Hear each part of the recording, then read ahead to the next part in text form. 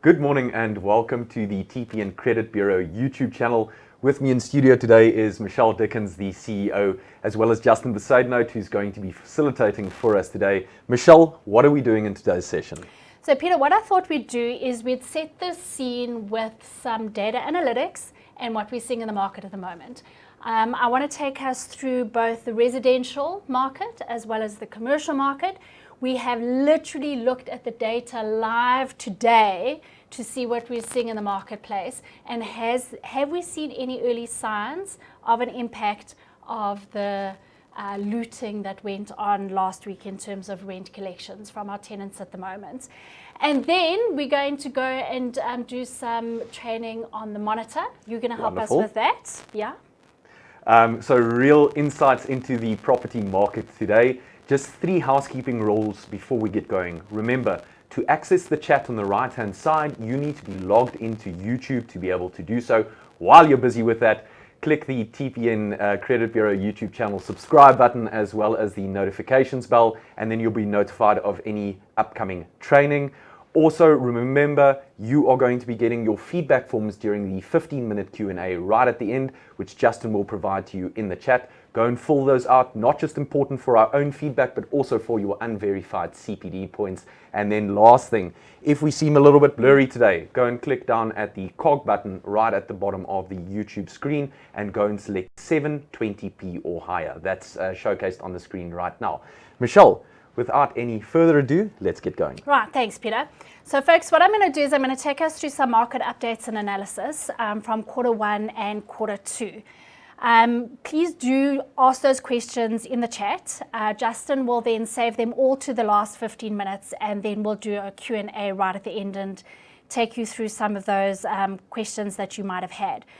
The agenda for today, I want to take us through the national analysis from a residential perspective, set the scene as to the data that we're seeing, and then go through some of the commercial analytics from the commercial real estate sector as well. So what I do like to do always is I do like to just share the data about how big this residential rental market is and how it's growing. And as we know, we have got a growing population in South Africa. Not only do we have historically a growing population, but we also have a growing number of households. So in total, the latest data from Stats SA indicate that we have 17.1 million households in South Africa. And of those, 22% are in rented accommodation. In fact, 3.7 million households are in rented accommodation. That's this number over here in total. And if we were to look at just the formal housing sector, we would look at nearly 3 million households in formal rental accommodation. So what does that include? 1.2 million households in a physical house, 585,000 households in a flat or an apartment, 45,000 households in a cluster, and 133,000 households in rented townhouse accommodation. What it also includes, though, is 533,000, nearly 500,000 households rent in a backyard house flat or room in the backyard, and 379,000 rent a room or a servant's quarter or something like that. So nearly 2 million live in a formal structure, cluster townhouse, house or apartments. So who are our tenants? And here I've bucketed them by generation. So who are we renting to at the moment? And you'll see we've got the silent generation. This is this light blue bucket over here, quite small. We've got the boomers. This is this bucket over here, making up just under 10% of tenants at the moment. We've got the Gen X's, and you can see how the Gen X's from the last 13 years have declined from 50% of the tenants right down to currently 30%. 1 in 3 tenants are Gen X's. That would be me. And we've got the Gen Y's, the millennials, and how they've grown. And you can see in the last 4 years how we've seen that stagnation at just over 50%. So 50% of our tenants at the moment are Gen Ys. And then lastly, we've got the Gen X's coming through. So you can see in the last 7 years, the Gen X's have slowly been increasing, and currently they're sitting at around about 8%. But what I want to showcase is the concern. Yes, we expect generations to change. Yes, we've had Gen X's had their time as the majority of tenants. Now we've got our Gen Ys as the majority of our tenants.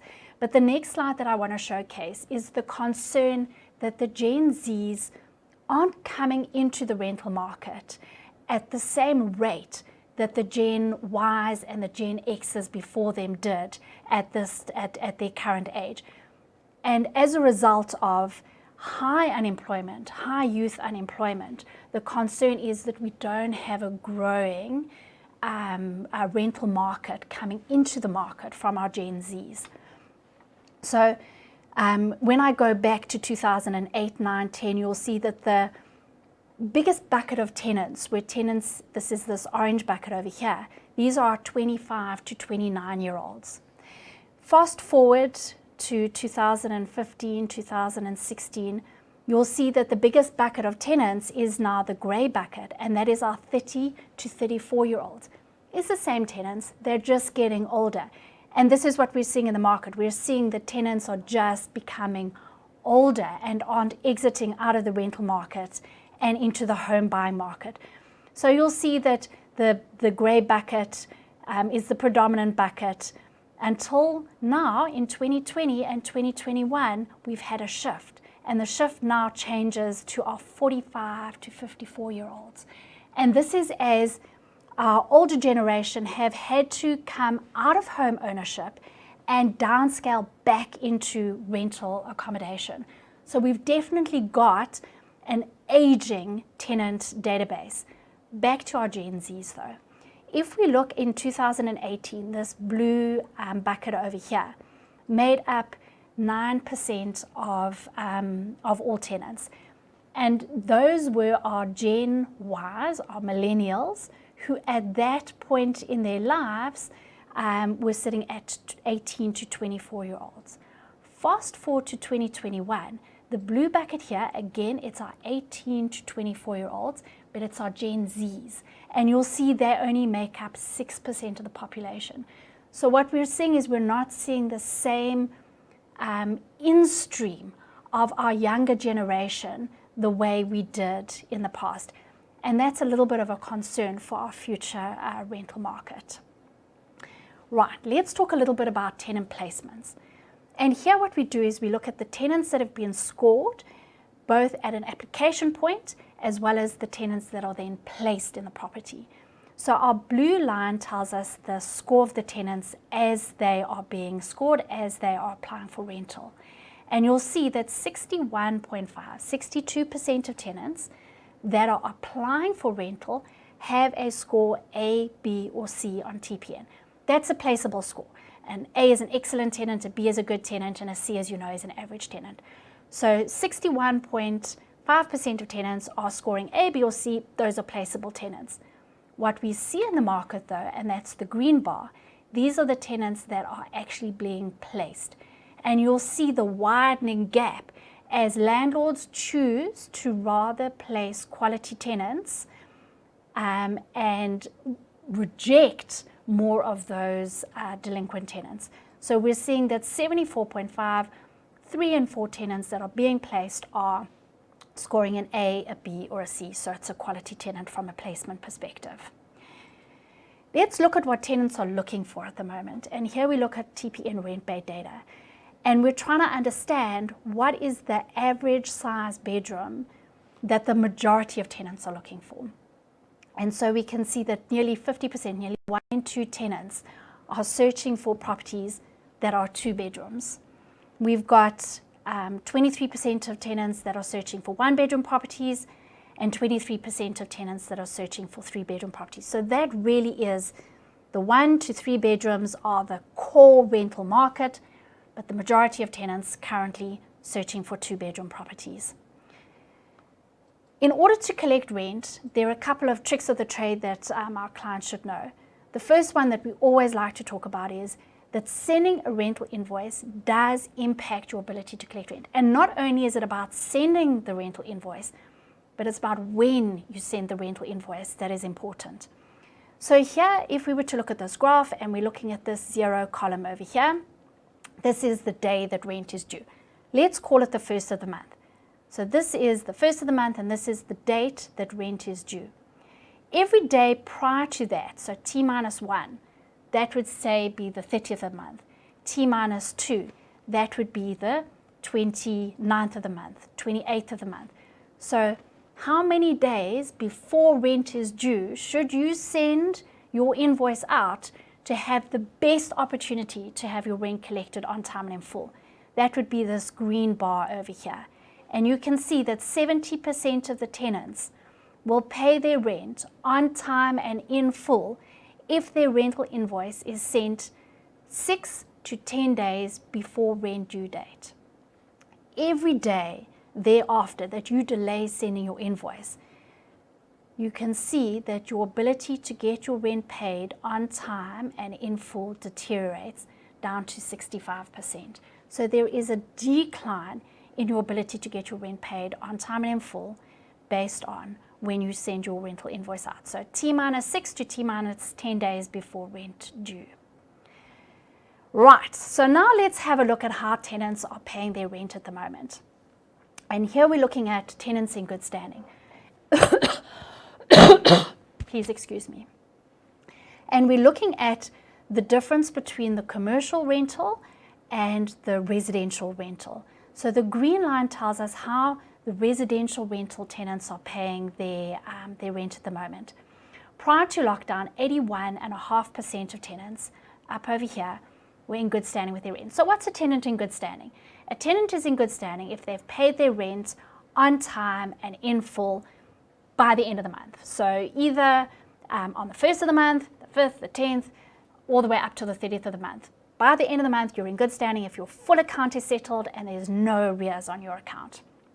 81.5% of residential tenants were in good standing just before the lockdown. From a commercial perspective, it was 77%, so a little bit less. Enter the hard lockdown, and that dropped all the way down to 73.5% for the residential market. And you can see over the last few quarters, residential tenants have picked back up to 78.38%. So what is the latest data telling us? Because that's quarter one. We look at the data every day, and in fact, we've looked at the data right up until today's date. So in quarter two, we've seen that residential tenants have kind of crept into the 79%, not quite back to 80%. So there's this continuous slow recovery.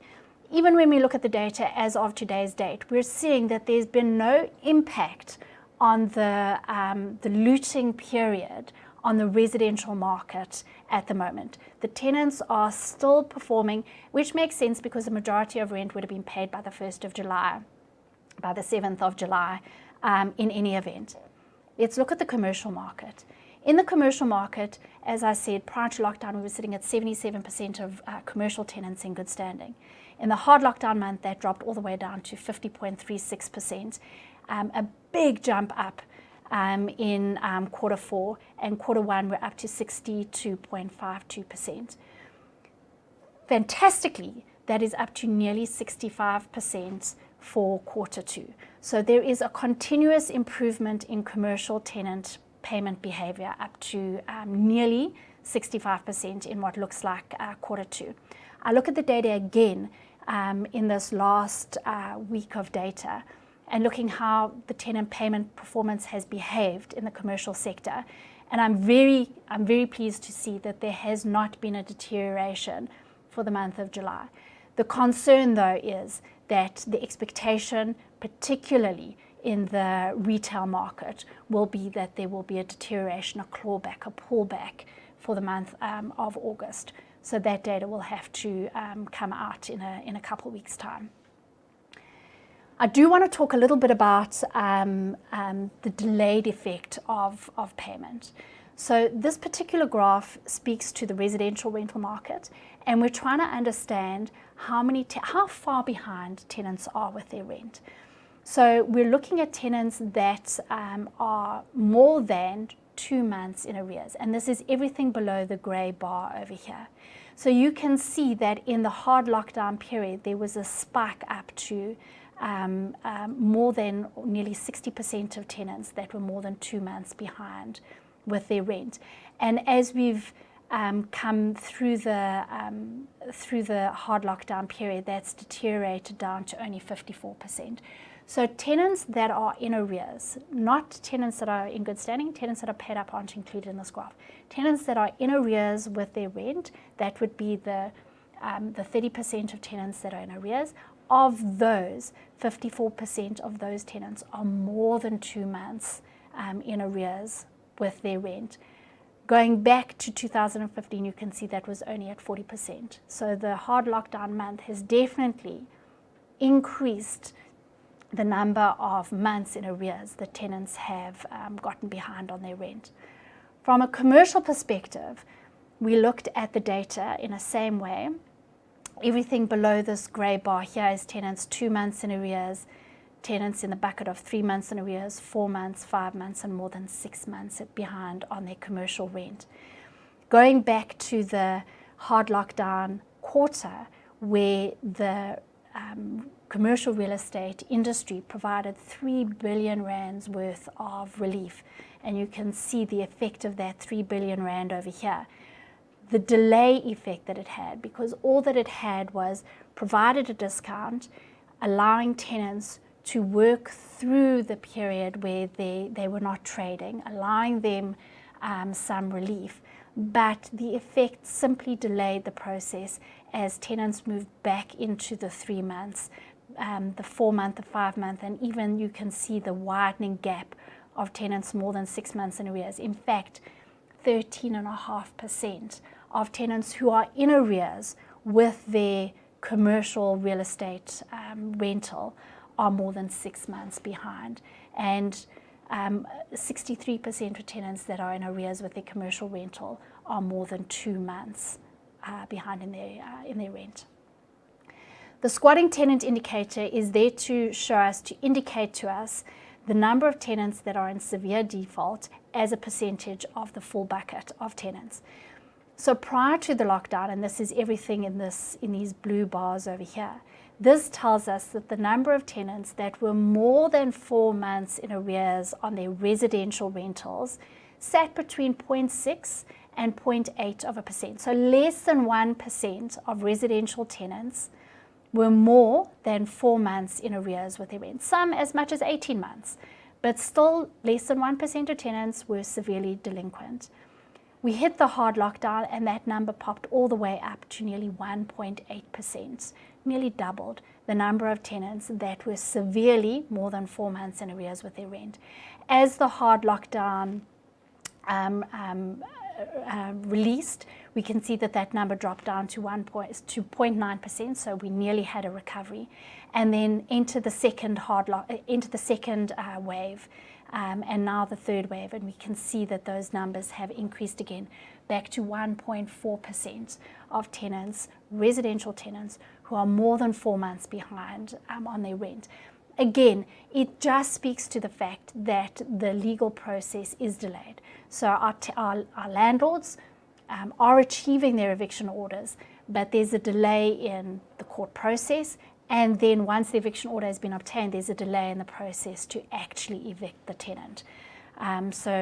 Just something to keep an eye on. Let's talk a little bit about how the market from a supply and demand perspective is at the moment. This is Q2 data, and here we ask our estate agents and our landlords to indicate to us whether they find the supply of property in the residential real estate market to be strong, average, or weak, and whether the demand for rental property is strong, average, or weak at the moment. The green bar you can see has, this is the demand rating. Up here it's a nice high demand of 88, and that was back in 2016. But you can see how the demand for rental property, residential rental property, has deteriorated down to 53 as it is currently at the moment, coupled with an increasing supply. So low supply of 48, the red bar, as we can see it journey up to 68. So we've got a position at the moment where supply outstrips our demand. That gives us a market strength of 42. Equilibrium is this 50 bar over here. Anything above 50 indicates a market that has strong demand, and we have to go back to 2018 to get back to a market with strong demand. Anything below the 50 indicates a market with excess supply, and that's where we are at the moment, a market with excess supply. The vacancy rate at the moment from a residential perspective sitting at 13.15%. In fact, for the last 3 quarters, it's been sitting on around about that 13%. It's good to see that it hasn't increased. It's stabilized at 13% at the moment, but this is an indication of what landlords are dealing with at the moment. Less demand, excess supply, and that equals a market with higher vacancies. Of course, if you've got higher vacancies, you've got limited demand, and that's going to drive down the escalation. So right now what we're seeing is escalations at negative 0.2%. Our tenants in the below 3,000 still achieving escalations of 2%, and our higher end of the market has recovered a little bit, now sitting only at negative 1.55%. So rentals above, residential rentals above 12,000 Rand per month, sitting at negative 1.55% escalation. Putting that all together, there's our excess demand back in 2016. This is this grey shaded area, how it's diminishing demand, the grey shaded area below equilibrium to 42, a market with excess supply. We're adding into that the increased vacancies, and that's causing our negative escalation down to negative 0.27% in Q2. So that's how the data all fits together. Our landlords definitely finding the market a little bit weaker than our estate agents. So when we asked whether our estate agents and our landlords, what they found, the demand rating, strong, average or weak, and the supply rating, strong, average or weak, we definitely see that the landlords over here show a demand rating of 51, which is weaker than estate agents showing at 55. Coupled with that, estate agents see the supply rating of 63, whereas landlords have a higher supply rating of 73. And this might be as a result of landlords competing against other micro landlords, whereas estate agents in reality are only managing 30% of the market share. So they may feel, from a perception perspective, that there isn't as much supply in the market as what landlords do. Also, estate agents have the benefit of having a lot of foot traffic through their door. And so they would see a stronger supply of tenants than what the landlord may perceive. The outcome of that, though, is that landlords' vacancy rates are 14%, whereas estate agents' vacancy rates are 9.87%. So the perception does lead to an outcome where landlords have a higher vacancy portfolio than what estate agents currently manage at the moment. What does that mean for capital growth? Let's have a little look at capital growth. So I'm going to look at the data between a primary resident property versus an investment property. From a primary resident property, what we've looked at here is properties that transact every 10 years. On average, a property is held between 7, 8 to 10 years. So we've said if a property is held for a period of 10 years, does the property resell? What is the value of the resale of the property after 10 years? Is it more than 25%? This is this lovely dark green area over here. Did the property transact for more than 25% of what it was purchased for? Or did it purchase for between 10 and 25%? That's the light green. Or only 5 to 10%, or maybe only 0 to 5%. So there was hardly any profit. Or the blue areas tell us properties that were transacted for less than what they were purchased for. And so when you go back to the property boom areas of 2004, 2005, 2006, you can see that the majority of properties were transacting for more than 45%, was transacting for more than 25% of what their value was. Enter the global financial crisis of 2008, 2009, and you can see that up to 30% of properties, that's from this area down to this area, were sold for less than what they were purchased for. And that was really as a result of properties coming back onto the market, quick sales, as people were offloading properties in those hard times. come into the pandemic period of 2020, 2021, and you can see the spike in the latter half of 2020 as properties were going into a quick sell, and then that slowdown of the quick sell. As properties were transacting for less than what they maybe could have had they been given or afforded the opportunity to be on the market for longer. So you can see there's a little uptick in the number of properties that are transacting for less than what they were purchased for. From our investment property perspective, not quite as significant as the primary property sales. Back in the boom period, the majority of properties, nearly 75% of properties were being sold for more than 25% of what they were purchased for. Going into the boom, the global financial crisis, and you can see that 27% of properties were selling for less than what they were purchased for.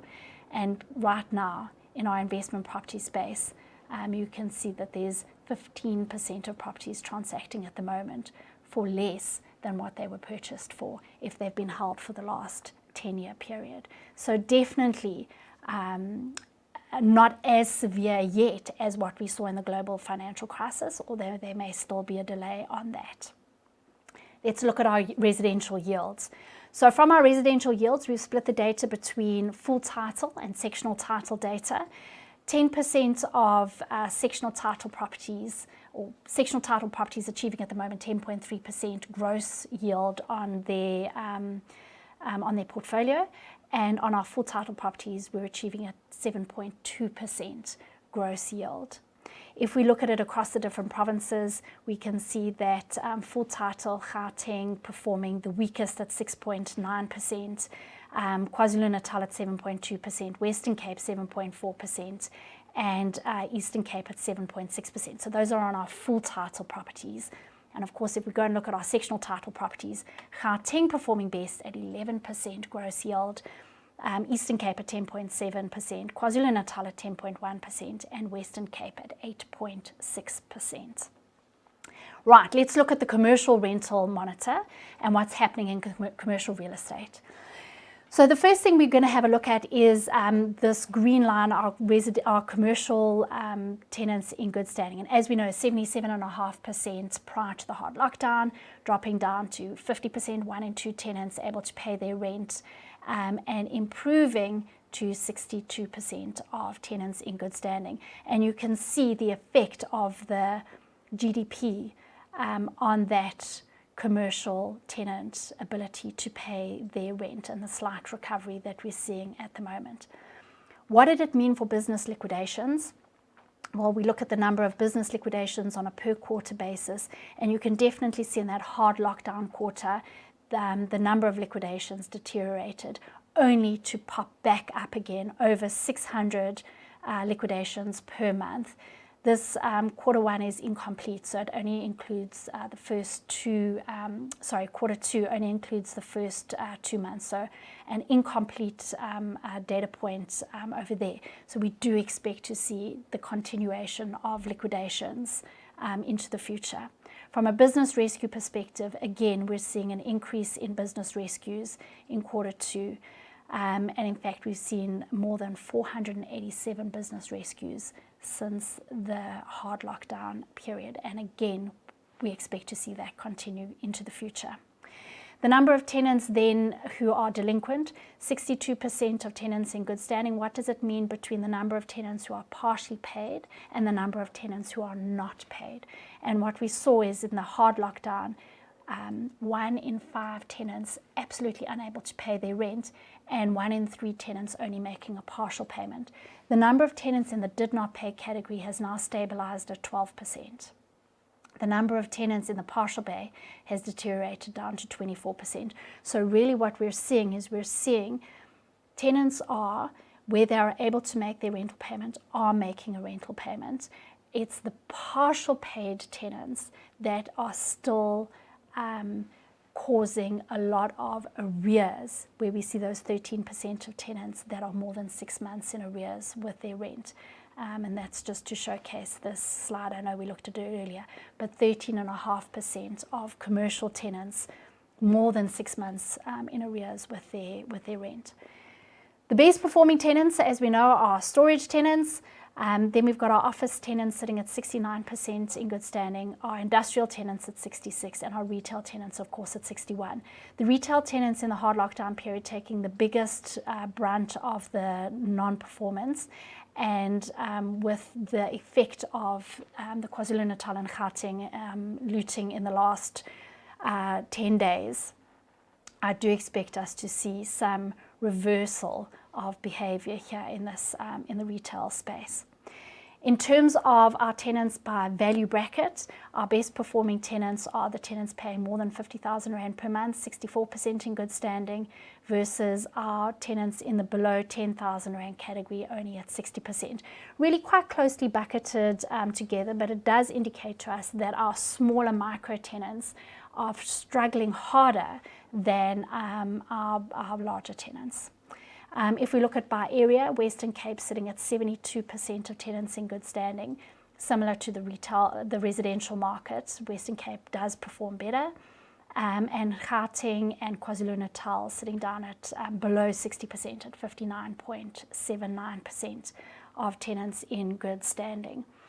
Just to showcase then Western Cape above the national average, KwaZulu-Natal and Gauteng performing below 60%, and rental values, as the rental value increases, so does the tenant behaviour, the good standing of commercial tenants. We had a look at some data that was provided from FNB, where we are looking at the number of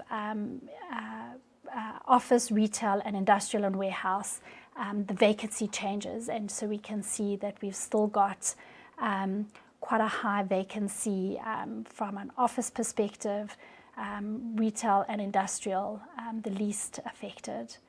FNB again looking at, if we're looking at retail spend from a year ago to current levels, where is retail spend happening and where has there been a pullback in retail spend? You can see areas like hardware and furnishing is sitting at 124% of where it was a year ago. General retail 111%, groceries, medical and pharma at 118% of where it was a year ago. So spend happening in those sectors, whereas apparel, dining out has clawed back. It's 82% of what it was a year ago. Fuel and tolls 84% of what it was a year ago. Tourism only 50% of what it was a year ago. And so that gives us an indication of where the credit card spend has been in the last 12 months. FNB also looking at spend within the different centres, and you can see where the pullback has been. Complexes like the super regional, regional, city and town centre, minor regional, all receiving less than what they had a year ago, whereas your speciality centres, value centres, community centres, these are the centres that are performing better. The outlier there being the hyper centres, which are at 13.2% improvement. And folks, that is the update on the market analysis as we are seeing it at the moment. Peter, I think what we can do now is if we can jump across to you, because you're going to take the clients through their own data in their own environment where they can see it on the system themselves. I've done a nice overview as a holistic view. Clients now, I'm sure, are desperate to understand what their own data looks like. So let's have a look at that, Peter. Let's jump straight into a how-to guide on the TPN Residential Monitor. This is something very valuable that TPN offers to clients who perform the TPN rent check inquiry on their prospective applicants and current tenants. Click on View Your Monitor report once you've logged into the TPN Credit Bureau website. This is going to open up your monitoring service. Now, what's important to note is this monitoring service is available to all clients who perform rent check inquiries on their prospective applicants, and it is available for free for 12 months after performing that TPN rent check inquiry on both natural people as well as businesses. From your main dashboard, you'll already notice that 58% of my tenants are currently being monitored. I can click through on that and see exactly who's being monitored and not monitored. My collections, there's 35 outstanding collections for the current period, and there are 3 of my tenant records expiring that I can go and reactivate to get that monitoring active. On the active monitoring screen, we will already notice this bar graph. This bar graph is going to show us all of our tenants and what their current risk category is. Fantastic information. So if we scroll over these bars, we can see that I've currently got 45 tenants in low risk, 0 average, 1 high risk, and 7 very high risk. I can also go and have a look at my aggregate client score, my monitoring that's expiring, and their 2 debtors are no longer being monitored. I can also see that over the last period, there are 5 debtors with new judgments and defaults, 11 debtors with arrear accounts, and 0 tenants that are more or higher risk than what they were in the preceding month. But let's have a look at the accounts, because this is going to show you all of your tenants in arrears as well as what their current credit score is. So once I click through on that, you'll notice that we've got the tenant reference, the debtor's address, as well as the account status on TPN. So we can see that the first tenant has made partial payment in 5,000 Rand. They are at a high risk in terms of their credit report taken directly from TransUnion and the SACRA data. They've got 7 negative accounts. The second tenant, also 2,000 Rand outstanding, partial payment on their rental, 3 negative accounts and high risks. So what this monitoring is going to do is it's going to actively monitor your tenants currently in your units and give you exactly what their current credit rating and score is. I can also send letters of demand directly from the system by clicking on that button on the right hand side as well. My collections, a very important tab. Once we click through on this, we can see what the collection rates currently look like. We can see our good standing ratios, our average days taken to collect, and the records that have not been uploaded, or the data that's not been loaded. I can also click through on these to go into a very low level of exactly what the good standing, the days taken to collect, and those averages are. But once I scroll through this month, I can see that for this month there was 62 paid on time, 0 grace period payments, 0 paid lates, 17 partial payments, 18 did not pays, and not updated was 14, same as that. I can also see that I've got 35 debtor accounts that are outstanding. There's 3 in priority, those outstanding accounts, and 8 debtors that are at high risk. If I click through on the outstanding accounts, I can already see all of my debtors that are currently outstanding on their rental and ancillary expenses through my account status, as well as what that current credit risk is. This first tenant is very high risk, so we need to definitely send a letter of demand, take further legal action, and they've got a judgment loaded for 68,000 Rand on their credit report. To send a letter of demand, very simply, just click on that button over there to send a letter of demand. My take-ons is going to show me the different types of tenants that I've taken on over the preceding months and what their credit ratings were. So we can see for this month, we placed 2 excellent tenants, 0 good, 0 average, 1 below average, 0 poor, and 1 was not scored. We can also see that 0 debtors were placed without any scoring. There's 1 debtor that was accepted that was high risk, and then there is 1 take-on that is currently with arrears. So this is going to give you very valuable information into your collections as well as what's currently busy happening with your book. On your inactive monitoring tab, it is going to showcase all of the tenants that are not currently being monitored and the reasons for them not being monitored.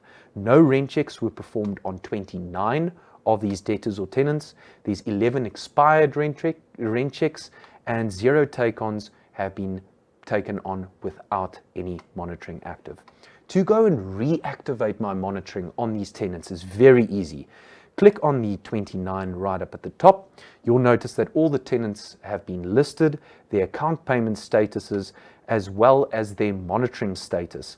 If I want to go and activate my monitoring, simply click on Activate Monitoring over there. It's going to open up a pop-up for you, and it's going to allow you to perform and activate this monitoring once again at a lower cost than what it would have been to run an individual rent check inquiry or the business rent check inquiry.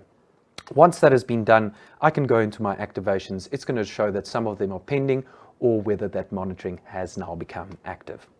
The Data Uploads tab is going to show me all of the data that I've loaded into the TPN Credit Bureau system, and the Filter portfolio is also going to allow me to switch between different portfolios if I want to garner some insight into those individual portfolios. Amazing. Thank you, Peter. Please come join me. That'd be great, and we can do some questions and answers. Yes, fantastic. Let's get stuck into those. Right, Justin. Thank you, Michelle. We've had, that data was so insightful. No real questions at the moment, just a lot of positive feedback on the graphs. The audience loved the explanation of the data. It was so informative. There was one question from one of the subscribers. Are we able to pull similar data from TPN? Absolutely. So there's a couple of different ways that you can pull data from TPN. The first is that obviously our monitors are on the website. So tpn.co.za, click on the section on blogs or rental monitors. In the rental monitors, there is the commercial rental monitors, there are the residential rental monitors, and there's the vacancy surveys as well. So all of that data is available in those different formats. For our clients who would like to look at reports specifically around suburbs or areas, then you can go to the shop. So that is shop.tpn.co.za, and you can download either the report kit. The report kit is 575 Rand per month, and it's unlimited. So you can pull as many reports for as many areas as you want, looking specifically at trend analysis within an area, build your own area, or property valuation reports. You can pull as many property valuation reports as you want as well. Thank you, Mish. And then Rian was just asking if this presentation is going to be available after Absolutely. the session. 100%, absolutely. So we will email out to everyone. Justin will be posting that feedback form now. So please do fill in your feedback form and give us your feedback.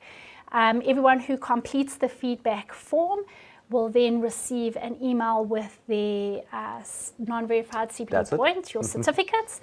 And along with your certificates, we'll make sure that you receive a copy of this presentation as well, 100%. So please do fill those feedback forms in. Important, Yeah. yes. That's great, and that's everything from my side. Perfect. Peter, what have we got upcoming? What are the training sessions that we've got coming up? We got a few Poppy refresher courses coming up in the next month or so that our clients can go and have a look at. Remember, if you subscribe to the TPN YouTube channel and click the notifications bell, you're going to be notified of any new upcoming trainings as well. But we do send out those mailers as soon as we schedule those training sessions for you. But I think the most important one, the ones that are sort of tip of tongue at the moment, are the Poppy refresher courses that we're going to take our clients through to make sure that they are not sitting at the 60% or 70%, but sitting at the 100% that we'd like them at for their Poppy compliance. Fantastic, 100%. Thanks, Peter. So folks, in closing, thanks very much for joining us. Peter, thanks for assisting. It's only a pleasure, Michelle. Justin, thank you so much for jumping in. Thank you for facilitating. We wish everyone a very safe and successful rest of the month.